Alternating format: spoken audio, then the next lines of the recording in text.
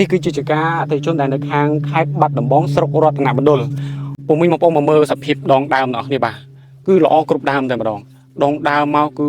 ត្រួយចេញមកគឺឡើងខ្ចីលវក់លួនហ្មងដងដើមរឹងមាំហើយជាពិសេសគឺប្រព័ន្ធឬក៏ចេញបានច្រើនដែរគឺមិនមែនល្អតែម្ដងទេគឺចេញមកគឺស្រស់គ្រប់ដើមគឺដុះមកឡើងស្មើគ្នាអញ្ចឹងសម្រាប់ពុំវិញបងប្អូនដែលដាំដុះដំណាំដលងដែលកំពុងតែត្រូវការឈុតបំពន់ឬក៏ដំឡូងមានការលូតលាស់អត់សូវល្អបាទកុំភ្លេចប្រើជាមួយនឹងឈុតពីរមុខនេះឯកទេសក្នុងការបំពន់ទៅដល់ការលូតលាស់របស់ដំឡូងនិងជាពិសេសគឺជួយបំលែងពីឫសឲ្យទៅជាមើមបានច្រើនមានទី1នឹងគឺជាបំពន់ i green ដែលជាប្រភេទកញ្ចប់ម្សៅបូកជាមួយនឹង i man ដែលជាប្រភេទ10ទឹកសម្រាប់ i green នឹងដែរគឺជំនួយទៅដល់ប្រព័ន្ធឫសដងដើមនិងស្លឹកដំឡូងនឹងឲ្យលូតលាស់បានលឿនបានល្អ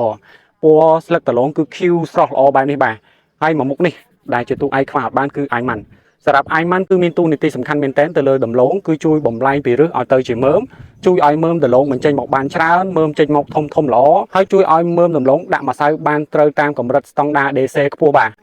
ចឹងសម្រាប់ពុំវិញបងប្អូនដែលចង់ពិភាក្សាយោបល់ទៅលើបញ្ហាដំណាំដលងអ៊ំពុំវិញឬចង់ដឹងតើតើនៅរបៀបប្រើប្រាស់ឈុតបំពន់ទៅលើដំណាំដលងសូមតំណែងមកតាម page ឬខលមកផ្ទាល់តាមលេខទូរស័ព្ទសូមអរគុណ